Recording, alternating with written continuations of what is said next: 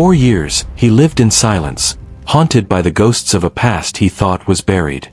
Then one night, in a small town shrouded by dust and shadows, he found her, a girl who should have been dead, singing softly on a fading breeze. What he uncovered didn't just break his heart. It shattered his entire world before the story even began. Tell us where you're watching this story in the comments below, and if you're drawn to tales of resilience, justice, and quiet defiance, don't forget to subscribe for more. Now, lean in close. This is a story about standing tall when the world tries to break you. For 8 years, I had walked the thin line between survival and solitude, haunted by ghosts that no one else could see. The world I knew had burned away with every war, every loss, every friend I left behind, until all that remained was dust, silence, and me. I didn't belong anywhere. Not really. My cabin sat on the edge of nowhere, lonely on a vast prairie where the wind carried nothing but secrets and the distant calls of coyotes. I spoke little, not because I was unkind, but because words were wasted on a world that had forgotten how to listen. That morning, the sky was bruised with heavy clouds, the kind that promised rain but never quite delivered. I was checking the fences when I saw them, figures moving through the small town of Bitter Creek, slow, deliberate, with boots heavy enough to crush hope. I had heard whispers before. Stories about a girl. A native girl, caught in the crossfire of justice turned cruel. They said she was trouble, a thief, a spirit that didn't belong to their world. But I knew better than to believe the town's gossip. The moment I saw her feet swinging beneath the crooked tree in the town square, something inside me snapped. She was alive. Barely. But alive. The rope had burned the skin on her neck raw, her dress torn where the coarse fibers bit deep. Her eyes, though glassy, flickered with a strength that no noose could silence. The crowd, like a river of shadows, whispered their cruel judgments but dared not step forward. Not because they feared her. Because they feared what standing for her might cost them. I dropped the sack of oats I had in my hand. It hit the dirt with a hollow thud. No one came to Bitter Creek for justice anymore. Not since the sheriff had turned law into currency for his own greed. Without a second thought, muscle memory took over. My hand slid to the knife at my belt. A simple blade, but one that had tasted blood and saved lives in times that felt long ago now. I moved fast, quicker than they expected. One slice through the rope and she fell into my arms like a feather caught in the wind.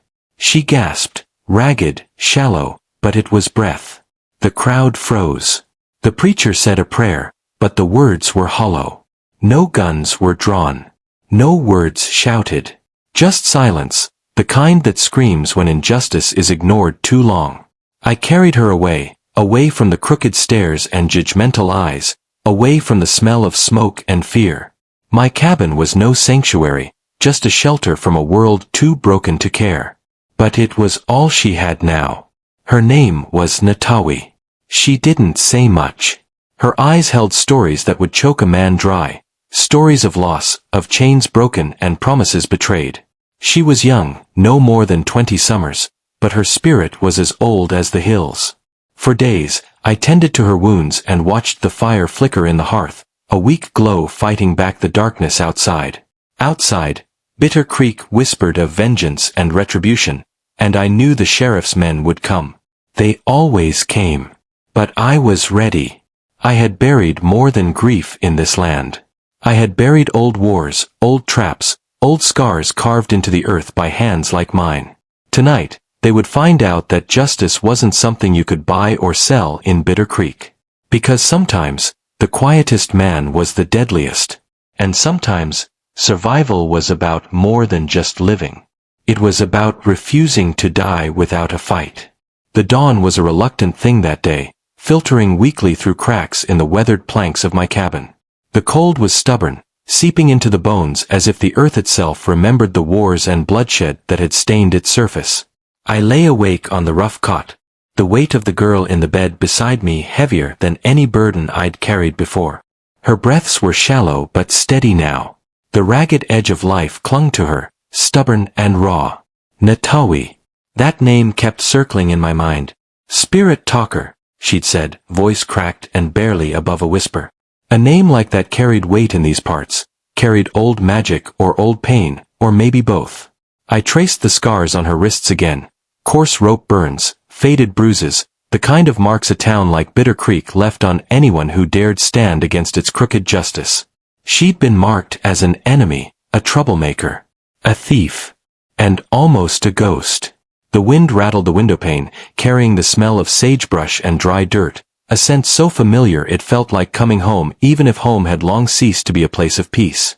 Outside, the first restless crows began their harsh morning calls, waking the land and the souls that lingered. I hadn't been a man of many words for a long time, but the silence between us spoke in ways that words never could. She didn't ask about the scars that stitched my hands and face. I didn't ask where she came from or why the town had turned so cruel. Trust was a currency neither of us had to spare. That night, I'd lit a fire, not just in the hearth but in the cold space between us, a fragile beacon against the shadows. I watched her chest rise and fall, steady as the tides of a long-forgotten sea. I thought about the past, about what had brought me here, and what might come next. Years ago, I was a different man. War had burned the boy out of me and left something tougher in its place. A man who learned to read silence like a prayer and to carry his grief like a loaded gun. The scars I bore weren't just on my skin, they were etched into the way I moved through the world, slow, deliberate, and always watching. The town of Bitter Creek was a powder keg waiting to blow. Sheriff Brackett was a man who'd sold his soul for the badge, and his deputies followed like shadows hungry for a fight. They believed they owned the law, that justice was a game played by guns and lies. But I'd learned otherwise.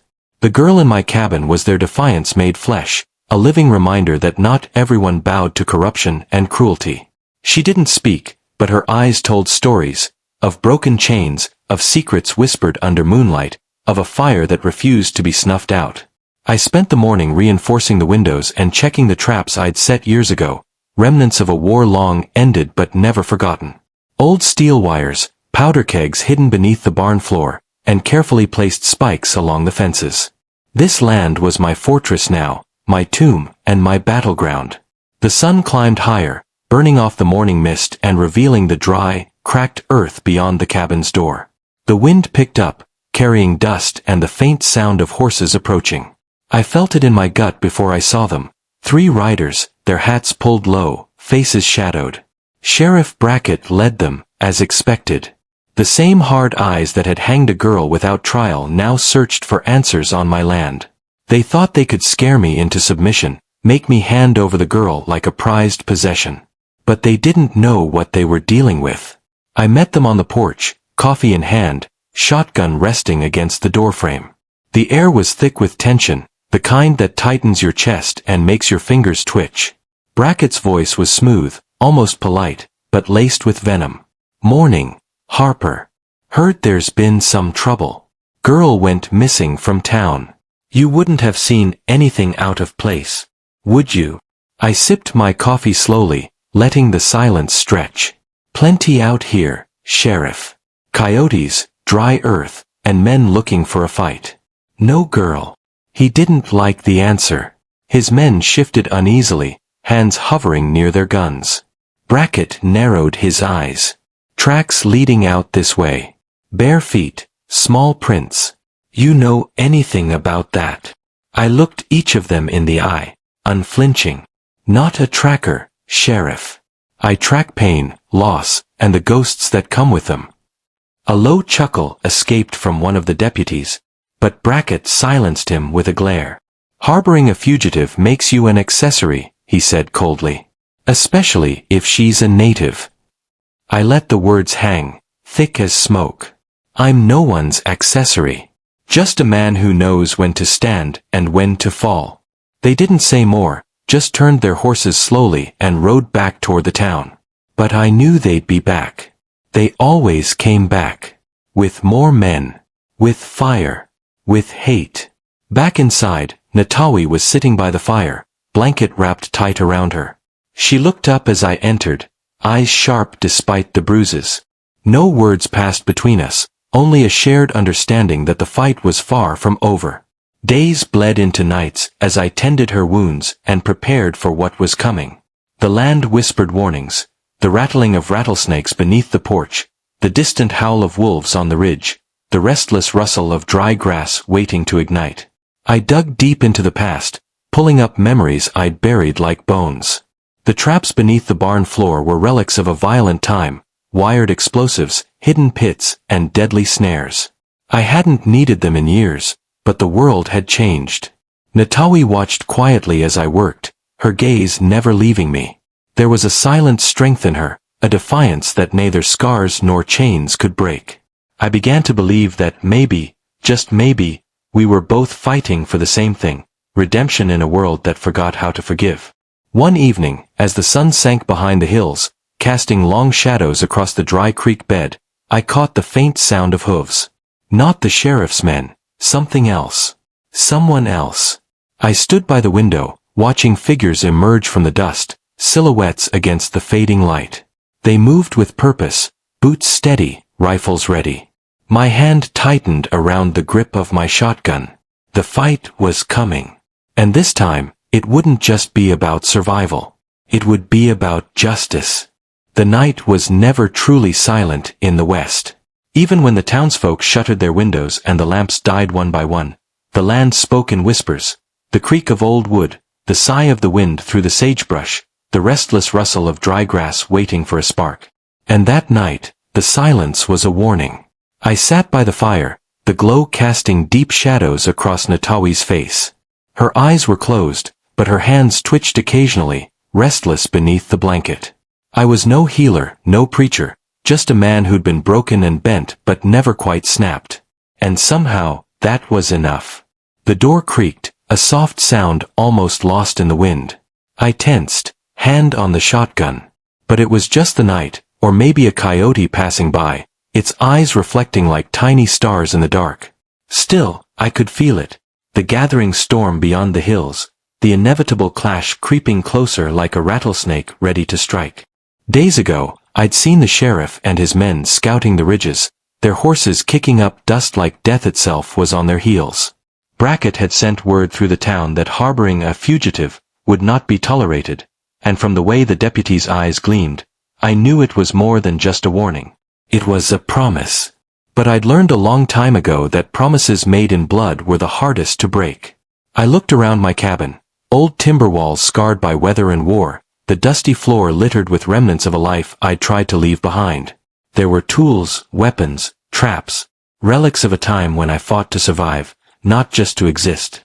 I wasn't the man I used to be, but those ghosts were still with me, and tonight they stirred again. Natawi stirred awake, her eyes flickering open. She studied the flickering flames, her breath shallow but steady. She didn't speak, didn't ask questions. That was how we moved through this new world, wordless, wary, waiting. I poured a cup of coffee, the bitter warmth a small comfort against the cold creeping through the room. My mind wandered back to the day I found her, hanging by that cruel rope, defying death with silent eyes that screamed for mercy the town refused to give. I'd thought then that saving her might be the beginning of the end for me. Turns out, it was only the beginning. Out beyond the ridge, the wind picked up, carrying the sharp scent of gunpowder and smoke. I could feel the tension coiling like a spring, ready to snap. The sheriff's men were coming, and they wouldn't stop until the debt was paid, in blood. I checked the traps once more, running my hands over the wires and charges hidden beneath the barn floor. It was a crude defense, but it was all I had. The land had become my weapon, the silence my shield. At the edge of the property, the dry creek bed carved a jagged scar through the earth, a natural barrier and a reminder of the world's harshness. Natawi had told me stories of her people, of spirits that watched over the land and fought alongside the living. I believed her. The wind seemed to carry their whispers tonight. Later, as darkness wrapped the valley like a shroud, I heard the distant sound of hooves, slow, steady, deliberate. Shadows moved beneath the moonlight, figures riding with the confidence of men who thought themselves untouchable. Sheriff Brackett led the charge, his badge tarnished by greed and cruelty. His eyes locked onto my cabin like a hawk zeroing in on prey. Behind him, deputies followed, guns ready, faces set in cold determination. They thought they could break me. that I'd fold like the others, hand over the girl and bow my head to their corrupt law. They were wrong. I stood on the porch, rifle in hand, the cold metal a familiar weight. Natawi emerged from the shadows, her figure lean but unyielding. The firelight caught the edge of the knife she carried, a silent promise that we would fight. The first shot shattered the night, echoing across the ridge. The battle had begun. Bullets tore through the air, splintering wood and kicking up dust. I ducked behind the fence post, returning fire with steady aim. Natawi moved like a ghost, quick and silent, taking down 2 of Brackett's men before disappearing into the darkness. The barn suddenly ignited, a flash of flame licking at the dry grass, the old explosives I'd wired roaring to life. The ground trembled as fire consumed the structure, sending sparks and smoke spiraling into the night sky. Screams cut through the chaos, horses bolted, and the sheriff cursed under his breath. We fought like men with nothing left to lose. Every shot fired a defiance against the corruption that had poisoned this land. When the smoke cleared, only a handful remained, retreating with shattered pride and broken plans. But the war was far from over. In the quiet aftermath, I tended to Natawi's wounds, the bond between us growing stronger with every shared breath and silent look. We were 2 souls stitched together by loss and rebellion, standing against a world that tried to bury us. The night whispered promises of more battles to come, but for the first time in years, I felt a flicker of something long buried, hope.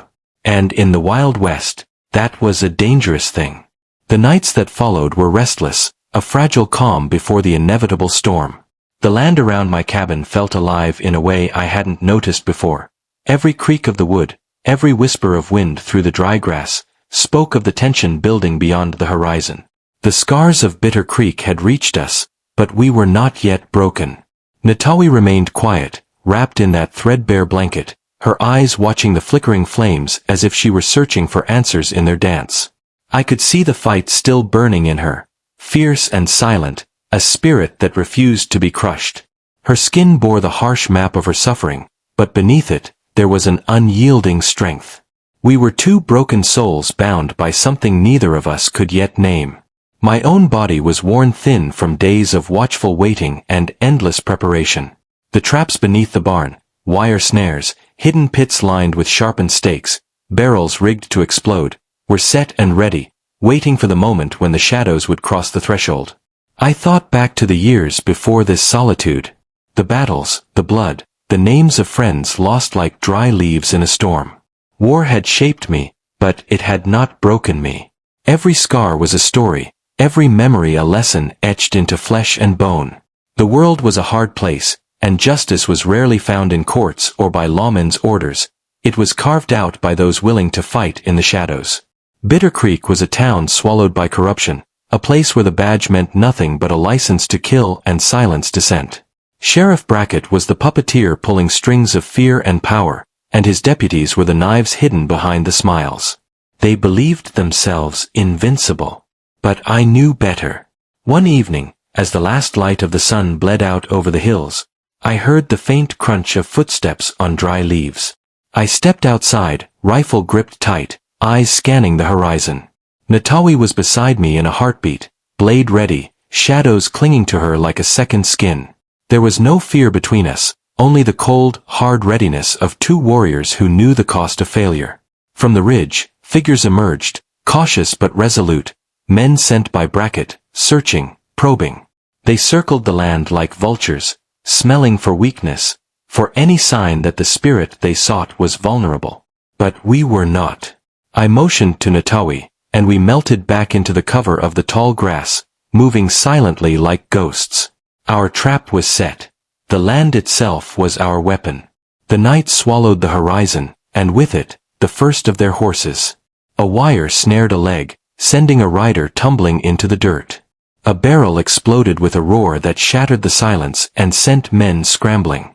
The dance had begun, one of fire, blood, and raw defiance. Bullets tore through the night, some finding their marks, others lost to the dark. The screams of men and the snarl of horses filled the valley as the ambush took hold. I watched as Natawi moved with deadly grace, a shadow among shadows, cutting down those who dared approach. There was no hesitation in her eyes, only the cold resolve of someone who had been broken but never defeated. The fight was brutal and swift. The sheriff's men fell back, their pride bleeding away with every lost breath. By dawn, the valley was littered with the remnants of their arrogance, broken bodies, shattered weapons, and the bitter taste of defeat. But it was only the beginning. Back at the cabin, tending to wounds and tending the fire, I realized that Natawi and I had become more than survivors. We were the last line between a corrupted world and the flickering hope of justice. I saw it in her eyes, not just the pain, but the promise of something better. The days grew heavier, shadows lengthening with every passing hour. The sheriff would not forget this humiliation. Brackett's thirst for revenge was as cold and deep as the desert night, and I knew he would come again, stronger, hungrier. And I was ready. Because sometimes, the strongest battles were fought not with guns or bullets, but with the courage to stand and face the silence. The wind shifted the night like a restless spirit, carrying with it the scent of smoke and the distant clatter of hooves. It had been weeks since the last clash, but the scars of that battle ran deep in the dirt beneath my boots and deeper still in the silence that settled around the cabin. The land held its breath, waiting, watching. So did I. Natawi moved quietly through the shadows, her form a whisper against the moonlight, the edge of her knife catching a faint gleam as she circled the perimeter of the property. Her eyes were fierce, haunted, yet steady, a storm held in fragile balance. I watched her, knowing we had little time left before the next wave came crashing down on us. The moment before battle was always the hardest. The stillness, the anticipation, the weight of all that could be lost pressed down on us like the heat of the midday sun. But it was also a moment of clarity. In the quiet, you saw what mattered most, the truth beneath the lies, the strength beneath the scars. I thought back to the first time I found her, hanging by that rope in Bitter Creek. She'd been dead, or so the town thought. But her eyes, those unblinking, defiant eyes, told a different story. That night, I cut her down from the noose. Not because I believed in saving anyone but myself, but because something in her silence spoke louder than the shouting of the lawmen. Since then, we had been bound by more than survival. By the firelight, she was no longer just the girl from the tree. She was a living testament to resistance, to the refusal to vanish. And I was the man who'd chosen not to turn away. The sheriff and his deputies had not forgotten. Brackett's shadow loomed long over every hill and valley, his threats etched into every word and glance. He believed himself a god among men, a king of a broken kingdom built on fear and blood. But even kings fall. That evening, as the sun dipped low behind the distant ridges, I prepared the final defenses. The barn was rigged to burn at a moment's notice, the fences wired and waiting. I checked the powder keg beneath the floorboards twice, my hands steady despite the weight in my chest. Natawi approached silently, her eyes catching mine. No words were needed. We both knew what was coming, a reckoning long overdue. The night fell like a curtain, black and absolute. Stars flickered weakly through the haze, and the wind whispered promises of fire and fury. Then, from the darkness beyond the ridge, the first hoofbeats echoed, slow, steady, deliberate. The hunt had begun. Shadows emerged, riding hard and fast, rifles raised, faces grim. The sheriff led the charge, his voice cold and sharp as he barked orders. They had come to finish what they started. But we were ready. The first volley of gunfire tore through the night, metal singing as it met wood and flesh. I ducked behind the rail fence, heart hammering, eyes locked on the riders. Natawi was already in motion, a blur of silent fury, her blade cutting a deadly path through the chaos. The barn erupted in flames, a roaring inferno that lit the valley in hellish orange. The powder keg ignited, sending a blast that shattered the night and scattered horses like frightened ghosts. Men screamed, curses flying as the battle twisted and turned like a living thing. Every shot fired was a word spoken in the language of survival, a conversation between life and death. In the heat of the fight, I saw the sheriff fall, his body crashing to the dirt like a broken statue. Natawi was there, standing over him, blood on her hands and fire in her eyes. But even in victory, the cost was clear. The land was scarred, the silence shattered, and the fight far from over. As dawn broke, painting the sky in bruised purples and golds, we tended to our wounds and counted our losses. The valley was quiet once more, but the weight of what was to come pressed heavy in the air. Natawi looked at me then, a quiet determination in her gaze. "This isn't the end," she said softly. "It's only the beginning." And she was right. Because in a world where justice was a lie told by the powerful, and silence was both weapon and shield, we were the last stand, two souls forged in fire, refusing to be forgotten. The road ahead was long and dangerous, but for the first time in a long while, I felt something I hadn't dared to hope for: purpose. And sometimes, that was enough to keep fighting. The mornings after the fights were always the hardest. The sun rose with a cold indifference, casting pale light over scorched earth and broken dreams. Smoke still curled from the ruins of the barn, its blackened skeleton standing like a monument to a war that refused to end. The valley lay quiet now, but beneath the silence, the echo of gunfire and shouts lingered, heavy as the scent of burnt wood. Natawi sat by the fading fire, her eyes distant and unyielding. She fingered the scar on her wrist, the remnant of a rope that once tried to claim her life. I could see the weight of everything she carried, the ghosts that haunted her like shadows at dusk. We shared a silence that spoke volumes, a bond forged not by words but by survival. I glanced around the cabin, the rough-hewn walls, the worn furniture, the faint traces of a life I'd built to keep the past at bay. But the past was never truly gone.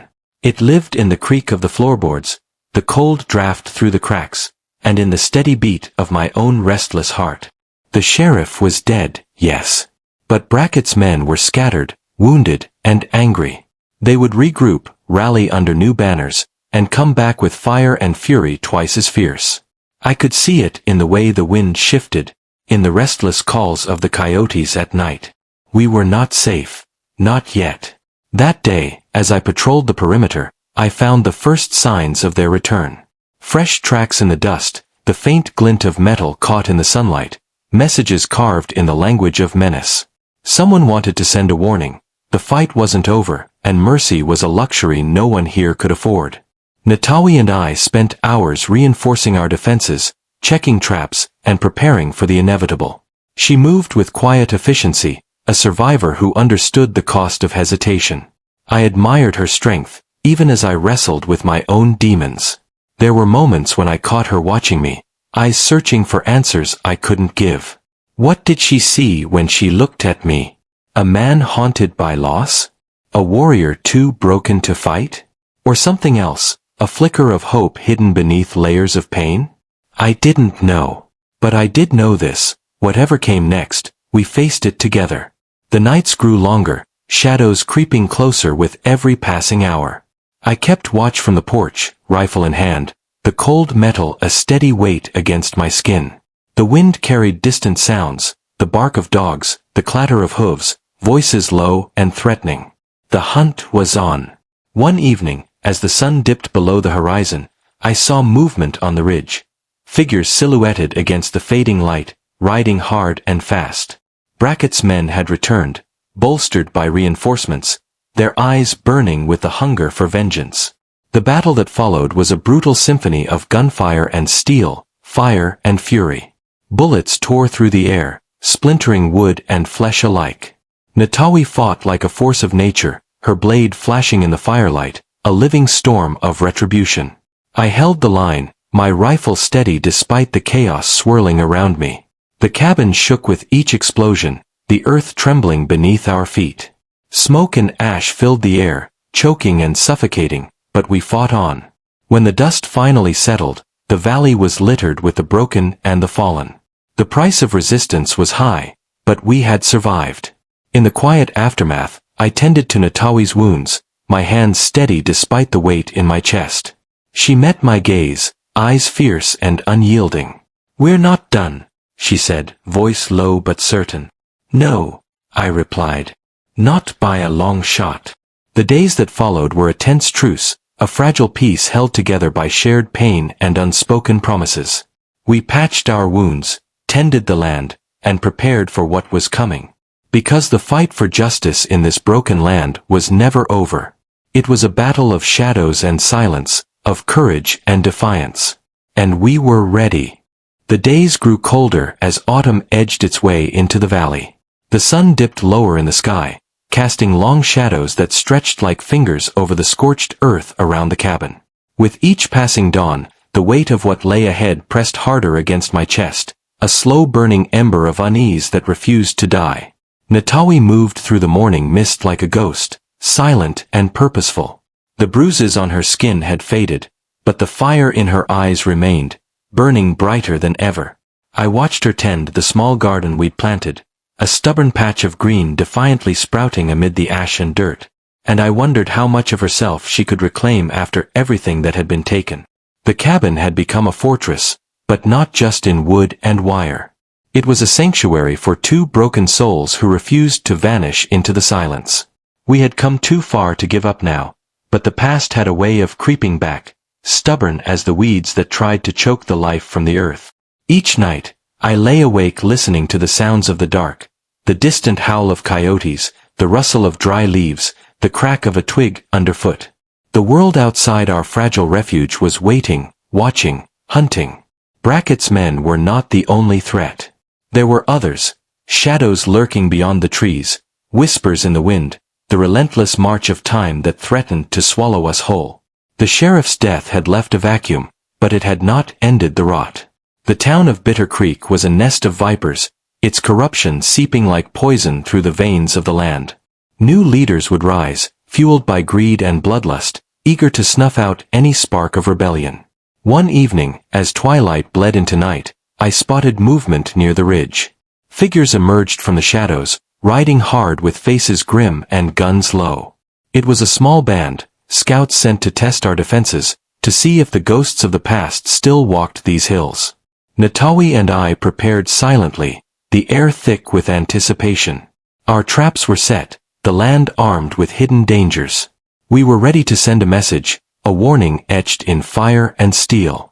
The attack was swift and brutal. Men fell to wire snares, to hidden pits lined with sharpened stakes. Gunfire echoed through the valley, sharp and unforgiving. Natawi moved like a shadow, her blade a flash of silver in the darkness, cutting down those foolish enough to challenge us. I held my ground, rifle steady despite the chaos swirling around us.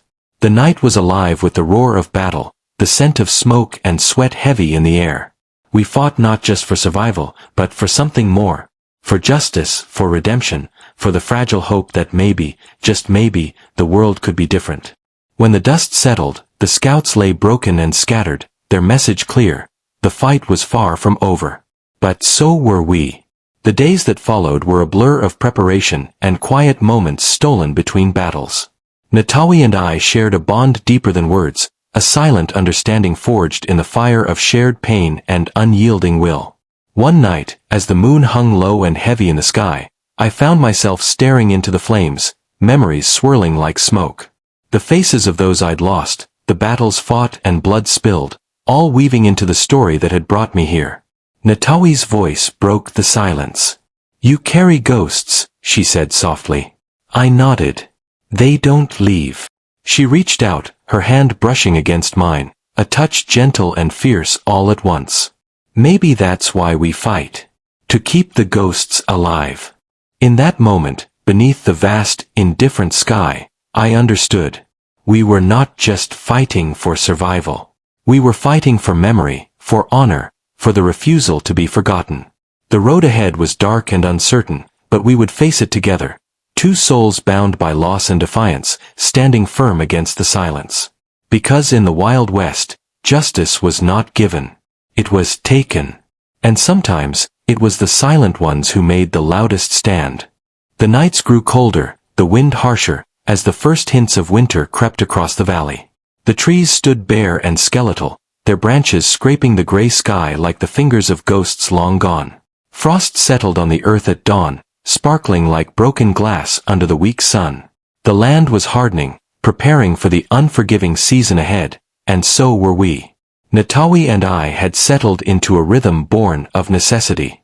Days were spent reinforcing the cabin, repairing damage from the last skirmishes, and setting traps along the trails where we knew the enemy would come. Nights were spent in quiet vigil, the rifle by my side and her blade within reach. Trust had grown between us in the silence, a fragile, precious thing that neither of us took lightly. The town of Bitter Creek was a distant memory now, but its shadow stretched long.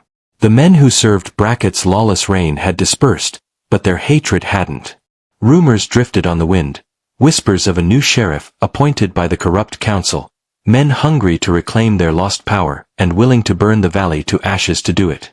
We knew it was only a matter of time before they came back in force, not just to hunt us but to cleanse the land of any who dared defy their rule.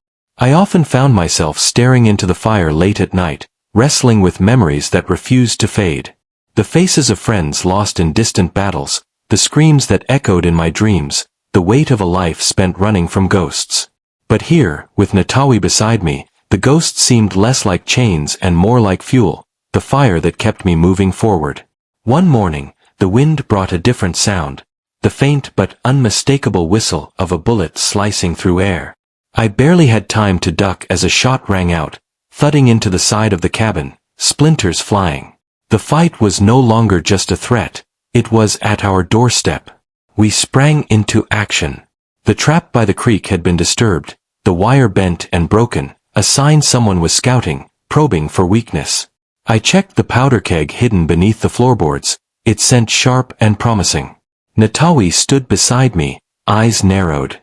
"They're close," she said. I nodded, loading my rifle with steady hands. Let them come. The days that followed were a deadly game of cat and mouse. We tracked their movements by the broken branches, the disturbed earth, and the fresh tracks in the dust. Ambushes became our language, swift, brutal, and silent. Every trap set was a message carved in pain and defiance. One evening, as the sun bled red behind the hills, I spotted a rider alone, moving fast and low. The man was cautious but desperate, a shadow of the lawman he once was. I didn't hesitate. The shot echoed once, sharp and unforgiving. The rider went down hard, lost to the dust and the twilight. Natawi and I moved quickly, dragging the man into the brush. He was breathing but fading fast, eyes wild with fear and fury. We stripped him of weapons and symbols, a token from a corrupt world we refused to belong to. We left him tied to a tree, a warning for those who dared follow. The next day, the tension in the valley thickened. Signs of a larger force gathering came from the town, horses restless in their pens, men moving with purpose and menace. They were coming for us, and this time, they would bring everything they had. That night, we prepared like never before. The cabin was fortified with iron and fire, traps set in every direction. We laid wire across the ridge, prepared barrels of pitch to ignite at a moment's notice, and sharpened our blades until they sang with cold promise. Sitting by the fire, Natawi and I shared a quiet moment. "Do you think we'll survive?" she asked, voice low but steady. I looked at her, the fierce, silent woman who had defied death more times than I could count. "We have to," I said. "Because if we don't, no one will." The night stretched long and dark, the silence before the storm heavy and suffocating. And then, from the east, the first flickers of torchlight appeared, like fireflies against the black. They were coming, a tide of vengeance and hatred ready to drown us. We took our positions. The wind carried the sound of hooves and shouts, the clatter of weapons and the harsh bark of orders. The land itself seemed to hold its breath, waiting for the reckoning. The battle that followed was savage and relentless. Flames licked the sky as barrels of pitch ignited, sending roiling clouds of smoke twisting into the night. The air was thick with the scent of gunpowder and burning wood, the cacophony of battle a symphony of chaos.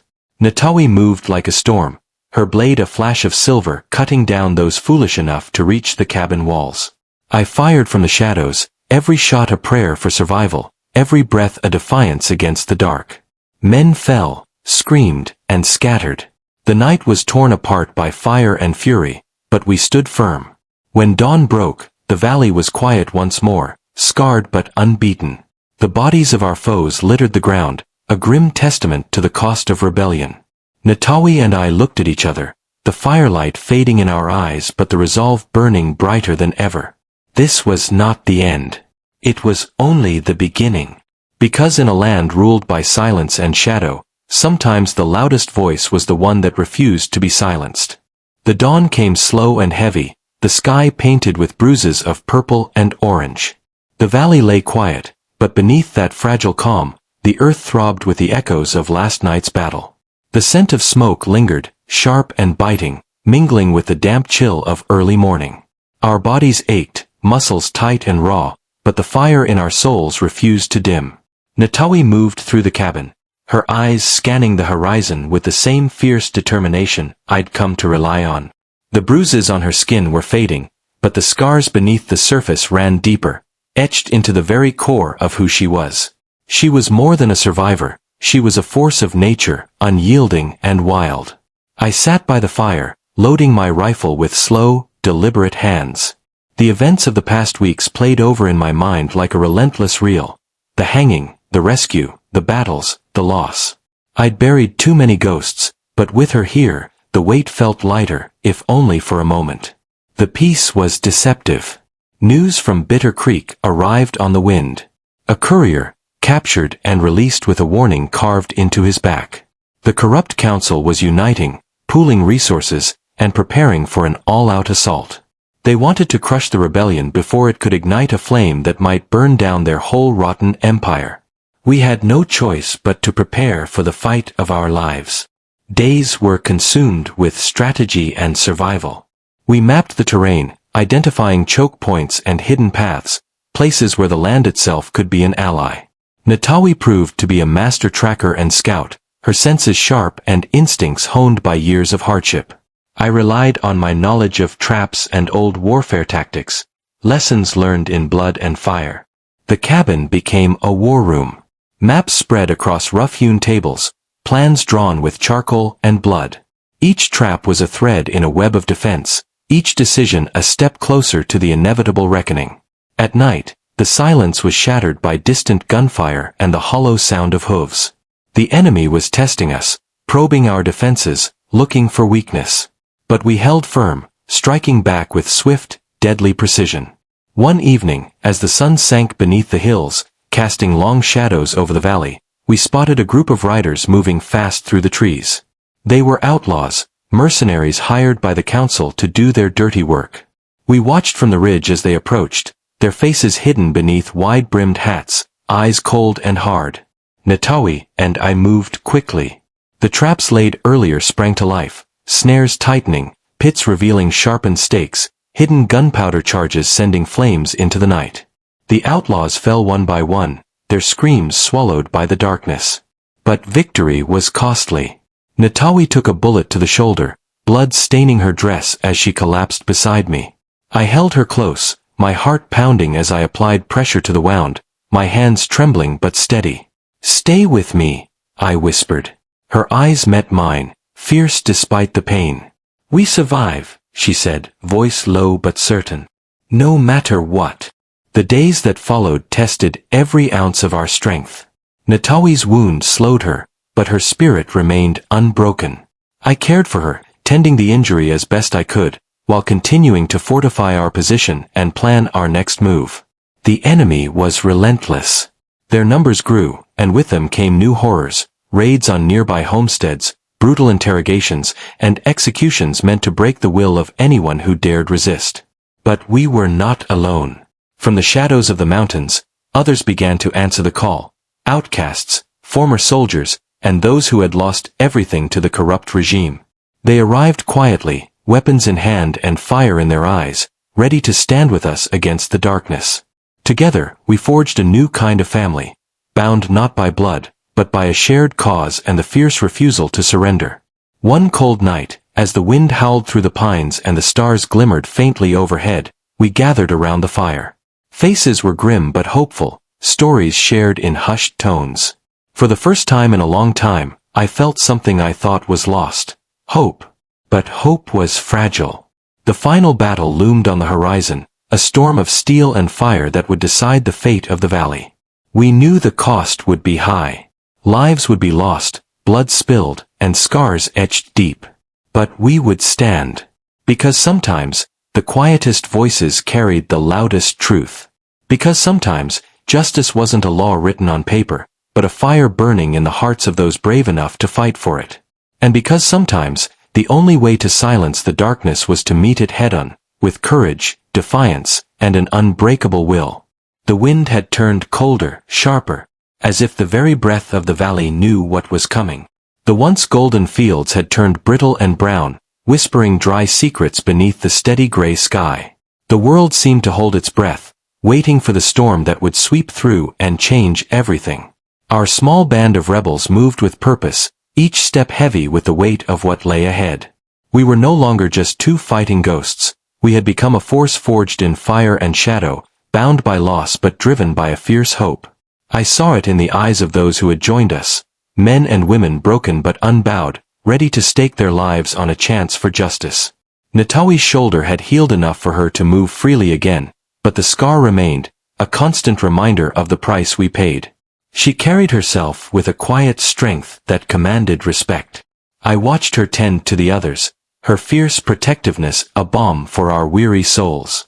The cabin was now a fortress of defiance, its walls thick with history and hope. We spent long hours planning the final stand, every trap, every shot, every move calculated with deadly precision. The land was our ally, its hills and hollows hiding the weapons and wills of those who refused to bow. One evening, as twilight faded into a starless night, a messenger arrived, breathless and wide-eyed. "They're coming," he said simply.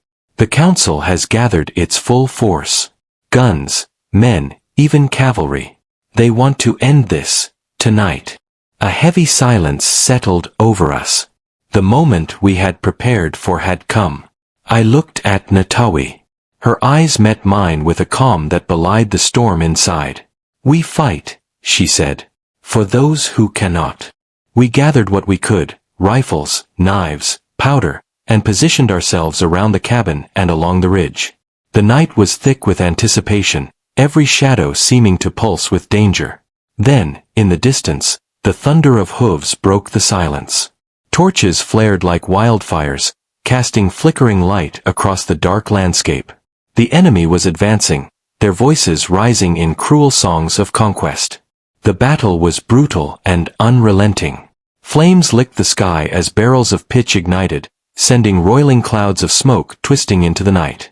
The air was thick with gunpowder and desperation. Natawi moved like a force of nature, her blade flashing as she fought beside me.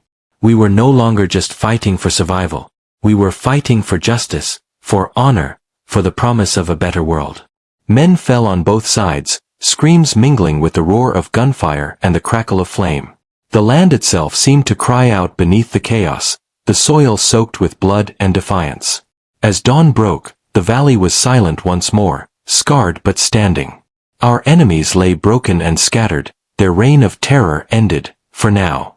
Natawi and I stood together, weary but unbroken. The battle had cost us dearly, but it had also given us something precious, the knowledge that we had fought with every ounce of strength, with every beat of our hearts. The wind carried the promise of change, and though the road ahead was uncertain, we knew one thing for sure. We would not be silenced. Because in the Wild West, sometimes the loudest voices are those that speak through actions, through resistance, through the courage to stand alone, and together. The sun rose, bleeding gold over the jagged horizon, but the valley's wounds were still fresh and raw beneath its light. The morning mist curled low over the scorched earth, carrying the faint scent of smoke and ash. The silence was heavier now, not peaceful, but the kind that follows the thunderous roar of battle. We moved through the aftermath like ghosts, tending to the wounded, burying the dead, and salvaging what little remained. The cost was etched deep into every face, the loss of friends, the sting of survival, the weight of the fight still ahead. Natawi was quiet, her usual fierce fire tempered by exhaustion and sorrow. I watched her walk the perimeter, eyes sharp for any sign of threat, hands never far from her blade. She carried the weight of what we'd lost as if it was hers alone to bear. But I knew better. We shared that burden.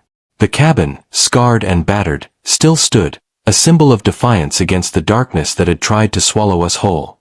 We worked to repair what we could, but the real healing would come slowly, if at all. Word had spread beyond the valley. Others who had suffered under the council's cruelty began to trickle in. Refugees, outlaws, the forgotten souls looking for a beacon in the night. Our ranks swelled, each new face a story of loss and resilience. It was both a blessing and a curse.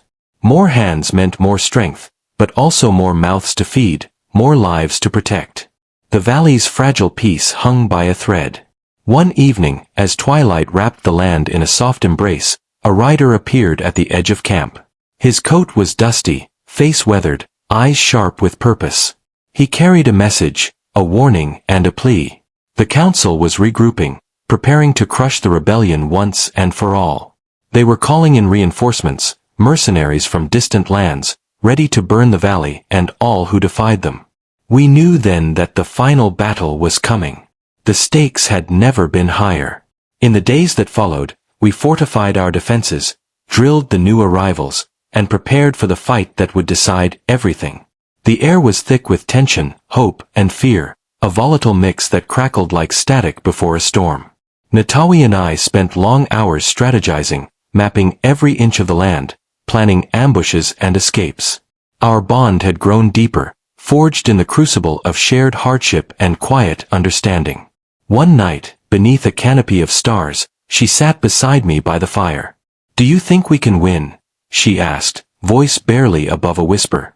I looked into the flickering flames, feeling the weight of truth and hope. "We don't get to choose winning," I said. "We only get to choose if we stand and fight." Her hand found mine, a silent promise in the dark. The nights grew colder, the wind sharper, but the fire within us burned bright. We were ready. Because sometimes, the fiercest battles are not fought with guns and bullets, but with the unyielding spirit to resist, to hold on to humanity in a world that has forgotten it. And so, beneath the endless sky, we waited. For the storm. For justice. For the dawn. The days that followed were a blur of preparation and quiet dread. The valley, once a place of solitude and whispered memories, had transformed into a fortress of resolve and danger. Every tree, every rock, every winding path was mapped, memorized, and fortified. We worked tirelessly, knowing that what we built might be the thin line between survival and annihilation. Natawi moved through the camp with a silent grace, her presence a constant reminder of what we were fighting for. Despite the pain lingering in her shoulder and the weariness shadowing her eyes, she refused to show weakness. Her hands, once delicate, now bore the marks of endless labor, calloused, steady, unyielding. She was the heart of our resistance, the spirit that breathed life into our desperate cause. I too was changed. The war had carved new lines into my face, deeper than any blade could. My nights were restless, haunted by the ghosts of battles past and the knowledge that many more were to come. But amid the turmoil, a strange calm had settled within me, a fierce, steady fire that no enemy could snuff out. We trained the newcomers relentlessly, molding them from frightened souls into fighters. The valley echoed with the sounds of drills, whispered commands, and the sharpening of blades.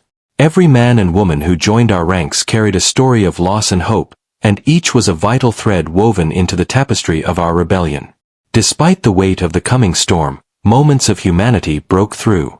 Around the fire, stories were shared, of loved ones lost, of dreams deferred, of lives stolen by corruption. Laughter, rare and fragile, mingled with tears. We were bound not just by necessity but by the raw, unbreakable human need to belong, to fight for something greater than ourselves. One evening, as the sun dipped below the western ridge, painting the sky in fiery hues, Natawi and I sat outside the cabin. The air was crisp, the first chill of approaching winter biting at our skin. She looked at me, her eyes reflecting the fading light, and for a moment, the weight of the world seemed to lift. "Do you ever think about peace?" she asked softly. I hesitated, then nodded. "Sometimes. But peace like this, in a world like ours, it's fragile. We have to fight for it. We have to earn it." She smiled, a rare, fleeting thing. "Then we keep fighting. Until we can live without fear." The days grew shorter, the nights colder. The council's forces were drawing closer, their movements more aggressive, their threats more brazen. We saw smoke on the horizon, heard distant gunfire, and felt the tremors of approaching chaos. One morning, a scout returned with grave news. The enemy was less than a day away, their numbers overwhelming, their intent clear, to crush us utterly. We had won last night. That night, we prepared for the final stand. The traps were checked and reset, weapons cleaned and loaded, spirits steeled. The cabin was transformed into a command post, maps and plans spread across the wooden table. Natawi and I shared a quiet moment before the darkness swallowed us. "This is for the fallen," she said. "For those who gave everything. For the future," I replied. "For those who still believe." As the first stars pierced the sky, the valley held its breath. The war was coming. And we were ready. The night was a restless beast, prowling the valley with silent menace as shadows stretched long and black. Every whisper of the wind was a warning, every rustle in the brush a potential threat. Around the cabin, we gathered in tense silence, the air thick with the smell of gunpowder, sweat, and raw determination. I moved quietly among the fighters, checking weapons, offering words that were less comfort and more resolve. Each face was a story, carved from hardship and steeled by the promise that this night might be our last. Yet none faltered. Natawi stood by the doorway, her eyes scanning the dark, her body taut with anticipation. The bruises on her skin were fading, but the fire in her gaze burned fiercer than ever. She was no longer just a survivor, she was a warrior who refused to be broken. The moon hung low and full, a pale sentinel watching over the valley as the enemy approached. Hours passed, stretching like an eternity, until the first flicker of torchlight appeared beyond the ridge. The council's forces moved like a creeping flood, men on horseback, rifles slung low, faces obscured by dust and grim determination. Their horses snorted nervously, sensing the tension that hung thick in the air. We held our positions, breath held, hearts pounding a fierce rhythm beneath our chests. The first shots rang out, sharp and sudden, a spark that ignited the powder keg of violence. Chaos erupted. Gunfire echoed through the valley, a relentless storm of steel and smoke. Men fell on both sides, screams torn from throats, dust and flames swirling in the night. The ground shook beneath the thunder of hooves and the sharp crack of rifles. Natawi fought like a force of nature, her blade flashing in the firelight, cutting a path through the chaos. I was at her side, rifle steady, every shot deliberate, every breath measured. Together, we were a storm the council had not reckoned with. Traps we had laid months ago sprang to life. Hidden pits swallowed horses, snares twisted limbs, and barrels of powder sent pillars of flame into the air. The valley was alive with fury and defiance. But the enemy was relentless. They pressed forward, a tide of hate and cruelty intent on drowning us in blood. We lost good men that night, friends who had stood shoulder to shoulder with us, now silent beneath the cold earth. Their sacrifices etched deep scars into our souls. Ours blurred into a nightmare of fire and fury. At one point, the cabin caught flame, the roof sagging under the heat and smoke. I grabbed Natawi, pulling her out into the night air, coughing and choking, but alive. We retreated to the ridge, hearts pounding, eyes scanning the dark for signs of the enemy. As dawn crept over the horizon, the battle slowed, both sides bloodied and broken. The council's forces, their numbers decimated, began to falter. Their cries turned from triumph to desperation. Natawi and I stood side by side, exhausted but unyielding. The valley was scarred, the land soaked with blood and fire, but we had held the line. In the quiet aftermath, we looked at each other, warriors bonded by blood, loss, and an unspoken promise. We had survived. But survival was only the beginning. Because the fight for justice, for freedom, was never truly over. The dawn broke cold and gray, a thin veil of mist clinging to the scorched earth, wrapping the valley in a ghostly embrace. The remnants of battle lay scattered like forgotten bones, burnt timber smoldered in the early light, and the once proud trees stood as blackened sentinels. The air was thick with the acrid scent of smoke and sweat, the silence afterward louder than any gunfire. I stood on the ridge, watching as the sun forced its way through the clouds, lighting the valley where blood had been spilled just hours before. Around me, the men and women, scarred, bruised, but unbroken, slowly gathered, their faces etched with exhaustion and determination. Natawi was beside me, her eyes distant yet steady, carrying a weight far beyond the years she had lived. We had fought not just for survival, but for a future, a chance to rewrite the stories carved into this unforgiving land.